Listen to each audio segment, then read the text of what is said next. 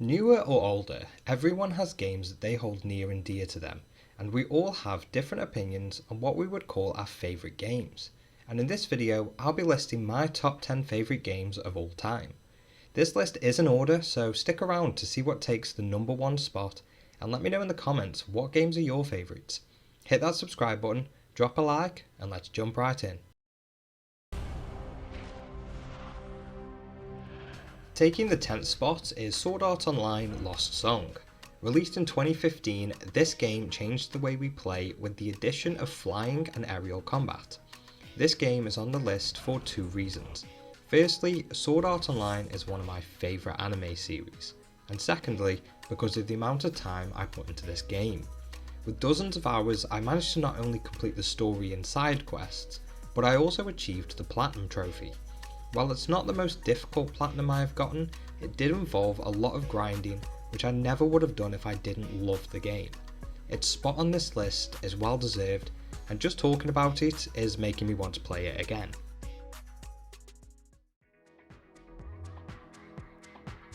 In 9th place is Naruto Ultimate Ninja Storm 4. Choosing one of the games in the series was difficult, but I ultimately chose number 4 due to this being the game I played the most.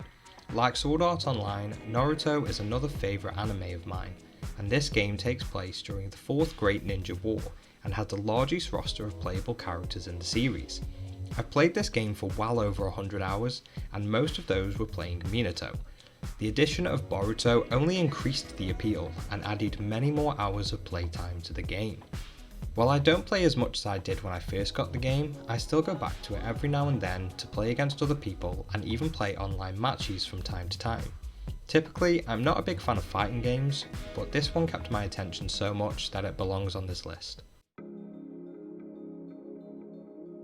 Taking 8th place is Harvest Moon DS. The game was released back in 2005, and I've owned it since it first came out in the UK, and still have my original copy. Farming games have always been enjoyable for me, and this was the first time I was introduced to the genre. If it wasn't for Harvest Moon, then games such as Stardew Valley, Animal Crossing, and Dinkum wouldn't have the appeal to me that they do. I played Harvest Moon a lot when I was younger. I collected all 101 sprites that are available in the game, and continued to play for many more years. Coming in at number 7 is Ni no Kuni 2 Revenant Kingdom.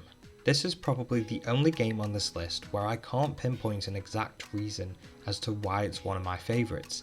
The game starts in Ding Dong Dal and follows the story of the usurped young Grimalkin King Evan and Roland, a human from Earth transported to the world of Ni no Kuni, and follows him through the cities of Golpor, Hydropolis and Broadleaf to take back the kingdom from the Mousekin. The story, alongside the city building and combat, make this an all-round game that kept me playing for many hours.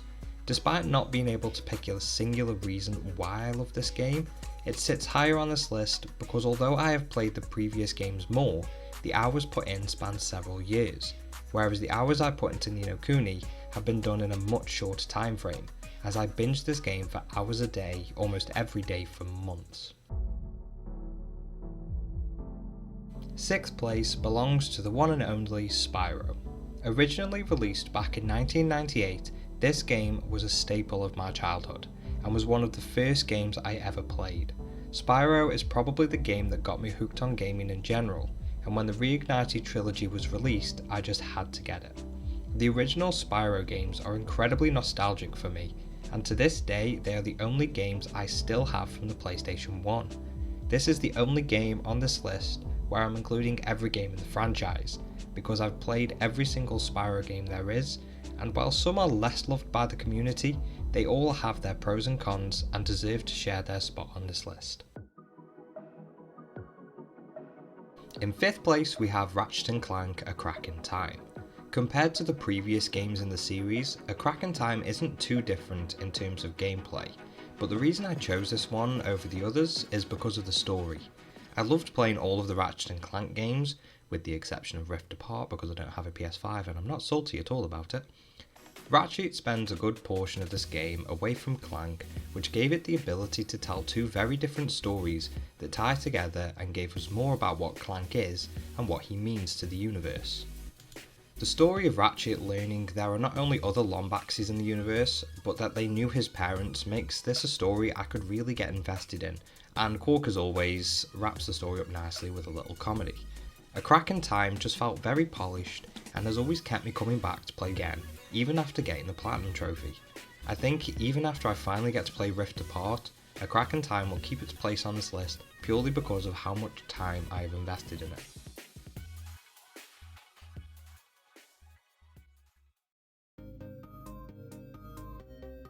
Taking 4th place is Pokemon Omega Ruby and Alpha Sapphire.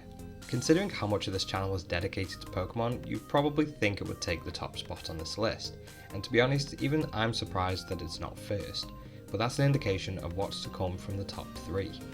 Pokemon is an amazing series, and choosing just one of the games was difficult, but ultimately Omega Ruby and Alpha Sapphire won out. This is because they were, in my eyes, just the perfect games. They had all the story from the original Gen 3 games, but they added so much content like the post game and the ability to fly in either Latias or Latios. The addition of various legendaries that can be acquired through different means also gave the game some added playability, as I spent a lot of time collecting them all. Since these are already remakes, it's unlikely we will ever get a new version of this game or even just the game itself on the Switch, which I would love as I rarely play my DS anymore, but this game would be the reason I pick it up again.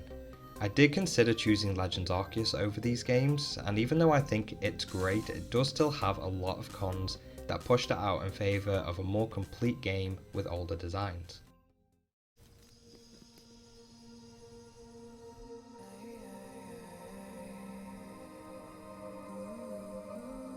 Coming in at number 3, we have Assassin's Creed Odyssey. Like with Pokemon, it was difficult to choose just one of these games as I am a huge fan of the series and I've played every mainline game. Brotherhood, Revelations, Rogue and Syndicate were all choices for this spot, but Odyssey won out due to playtime. I achieved the Platinum Trophy after 127 hours on my playthrough as Alexios, and several dozen more hours from my time playing as Cassandra.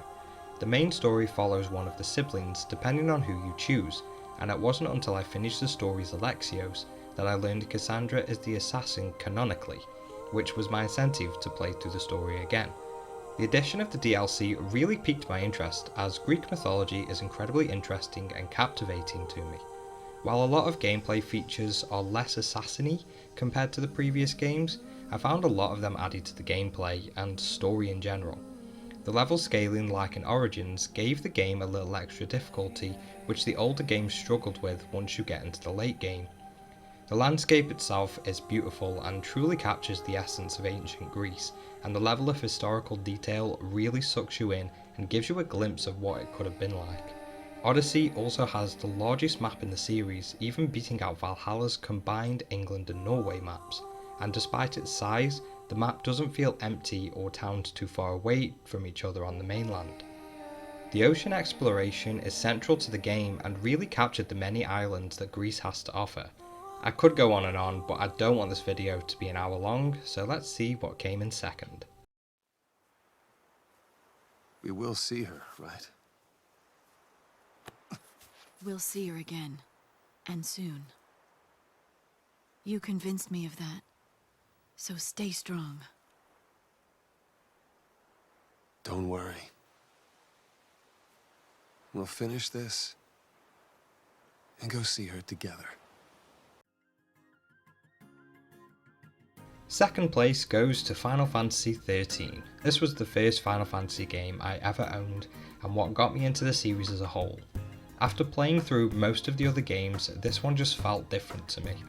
While the combat system is similar to most of the other games, it feels different and smoother.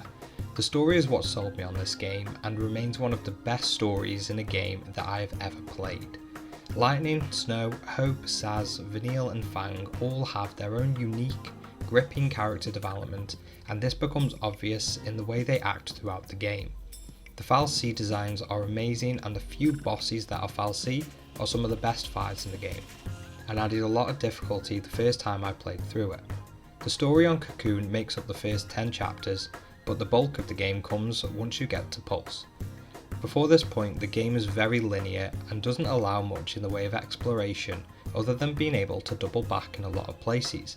But Pulse opens up the map completely and allows you to travel across quite a large map and to the location of nearly all the post-game activities, including the Seath Stones, which all give you a unique challenge, and is the home of the super bosses Longui and Vercingetorix. I have put hundreds of hours into this game over several save files, and I've completed it no less than 10 times, and I have yet to defeat the Longui. When fighting the Adamantoise, I use Vanille's move Death, however Longui is immune to this move and has 3 times the amount of health. Hopefully one day I'll finally beat it. The sequels were decent and I'm glad they expanded on the story, but they fall short of being just as good as the first game.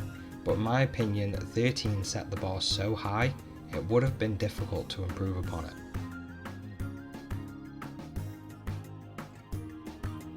And now we've made it to the number 1 spot, my favourite game of all time. A scattered dream that's like a far-off memory. A far-off memory that's like a scattered dream. I want to line the pieces up. Yours and mine.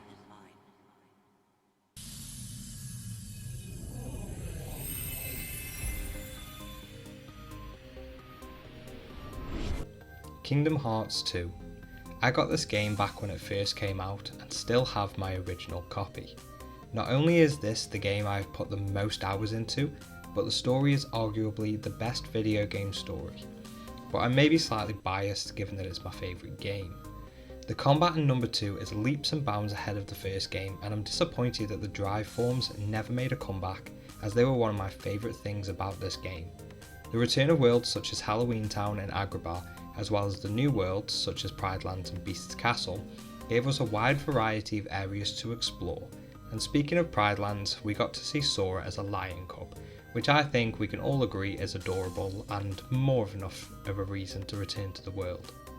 Kingdom Hearts 2 gave us more visitable worlds than any other game in the series, and Hollow Bastion / Radiant Garden has 2 of those worlds within itself.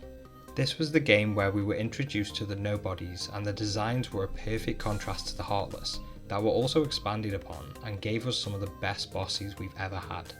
Some of the magic in this game is a lot different to the others. Firstly, fire isn't a projectile but more of a defensive ring around Sora, which really helped out with crowd control.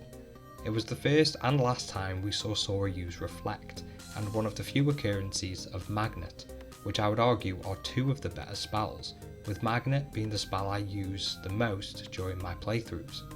The drive forms added a lot to the games, and unlocking Final Form was one of the most surprising things that ever happened to me in a game, as the first time I did this I had no idea what was happening and had to Google it to make sure I didn't break the game. While most of you will probably disagree, I can't find a single thing wrong with Kingdom Hearts 2, and in my eyes this will always be my favourite game, and with number 4 in the works, I'll be returning to the games I love to prepare for the next saga. And there you have it, my top 10 favourite games. Given how many older games are on this list, if it did change as more come out or I discover others, I can't imagine it would change much. Unless another Assassin's Creed is released that I like more, the top 5 will likely stay the same, but you never know. I want to thank you all for watching, your support means the world. I hope you all have a wonderful day, and I'll catch you next time.